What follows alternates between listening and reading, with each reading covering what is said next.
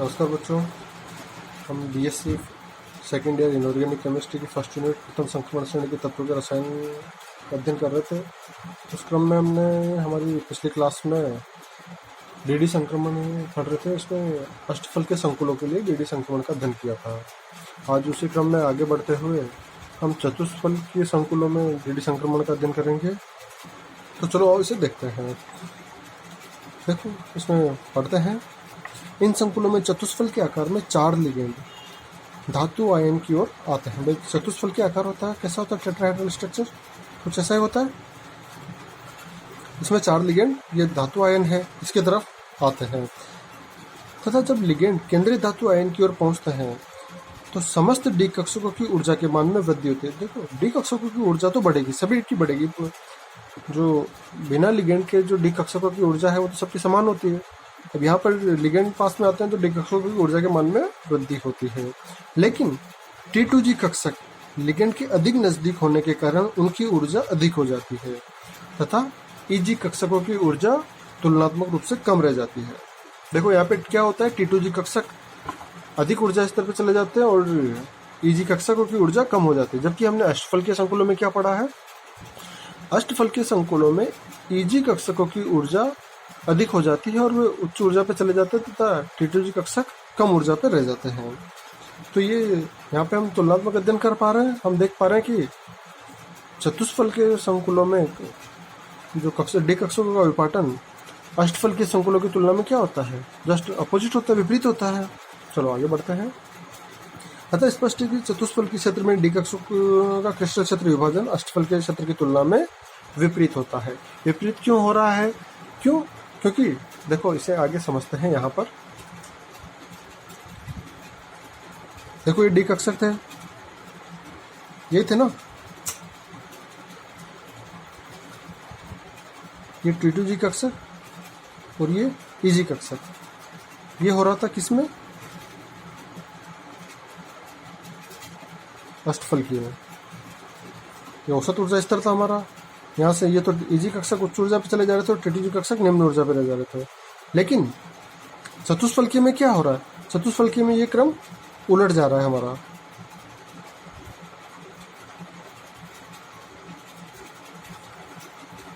T2G कक्षक उच्च ऊर्जा पे चले जा रहे हैं और EG कक्षक निम्न ऊर्जा पर रह जा रहे हैं। ठीक है, चलो इसे आगे समझते हैं।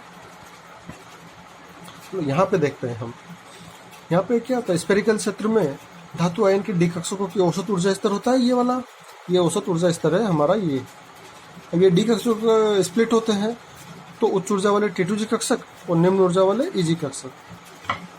इन T2G और EG कक्षकों के मध्य जो ऊर्जा का अंतर है उसे किससे दर्शाते हैं? डेल T से। डेल ऊर्जा को दर्शाते हैं और T क्या दर्शा रहा है यहाँ पर? टेट्राहेड्रल को, चतुष्फलकीय को। ठीक है, अब इस औसत ऊर्जा स्तर से T2G 0.4 डेल्टा T उच्च ऊर्जा पर है और EG कक्षक 0.6 डेल्टा T निम्न ऊर्जा पर है औसत ऊर्जा स्तर से। प्लस क्या दिखा रहा है? इस ऊर्जा स्तर से, औसत ऊर्जा स्तर से ऊपर, और माइनस क्या दर्शा रहा है? इस औसत ऊर्जा स्तर से नीचे के ऊर्जा स्तर को दर्शा रहा है। ये समझ में आ गया? तो यहाँ पर T2G ऊपर हो रहा है और EG नीचे हो रहा है। जबकि अष्टफल के ऊर्जा स्तरों में क्या हो रहा था, अष्टफल के संकुलों में क्या हो रहा था? EG कक्षक कहाँ थे? उच्च ऊर्जा पर, और T2G कक्षक कहाँ थे? निम्न ऊर्जा पर। यहाँ तक आगे समझ में? 0.4 T2G के साथ रहेगा और 0.6 EG के साथ रहेगा। ये प्लस माइनस में चेंज हो जाएगा। ठीक है, चलो इसे आगे समझते हैं। ये पढ़ते हैं। स्फेरिकल क्षेत्र में डी कक्षकों की औसत ऊर्जा की तुलना में T2G कक्षकों की ऊर्जा, T2G कक्षकों की ऊर्जा कितनी हो जा रही है? 0.4 डेल T उच्च होती है। 0.4 डेल T यहाँ से औसत की तुलना में उच्च हो रही है, ज़्यादा है। तथा EG कक्षकों की ऊर्जा औसत ऊर्जा की तुलना में -0.6 डेल T कम होती है। देखो औसत ऊर्जा की तुलना में कितनी कम है? 0.6 डेल T माइनस कम के लिए दर्शा रहा है। आगे समझते हैं।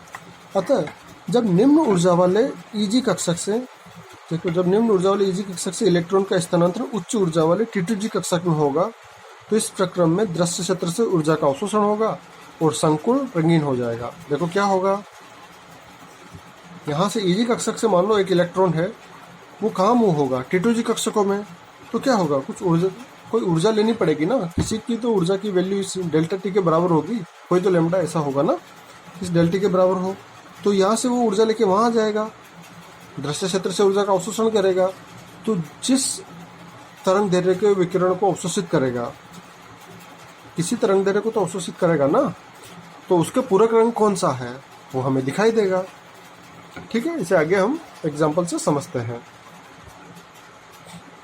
चलो यहाँ पे हम एग्जाम्पल लेते हैं Ti(H2O) का होल 6। इस पर चार्ज कितना है टोटल 3+।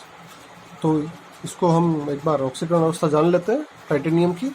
इसको जानने का तरीका क्या होता है, X प्लस H2O के ऑक्सीकरण अंक क्या मानते हैं, 0 मानते हैं।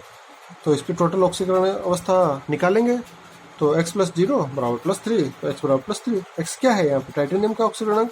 तो टाइटेनियम कौन सी अवस्था में होता है, +3 में होता है। चलो टाइटेनियम का इलेक्ट्रॉनिक विन्यास समझ लेते हैं। टाइटेनियम, इसका बाह्यतम विन्यास क्या होता है, 4s2 3d2, यही होता है। अब इसमें से 3 इलेक्ट्रॉन निकलेंगे तो कहाँ से निकलेंगे, पहले तो 4s के निकलेंगे, तो फिर इससे जस्ट अंदर 3d के निकलेंगे। तो टाइटेनियम +3 ऑक्सीकरण अवस्था में क्या होगा, 3d1 4s0, यही होगा। चलो इसे आगे बढ़ते हैं। ये संकुल बैंगनी रंग का होता है। जब हम इस संकुल को देखते हैं तो हमें कौन से रंग का दिखाई देता है, बैंगनी रंग का।